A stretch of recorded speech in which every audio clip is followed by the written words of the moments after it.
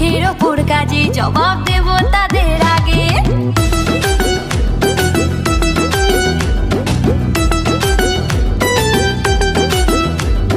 তোমার আমার উন্নতিতে কষ্ট যাদের লাগে, মুখের ওপর কাজে জবাব দেব তাদের আগে।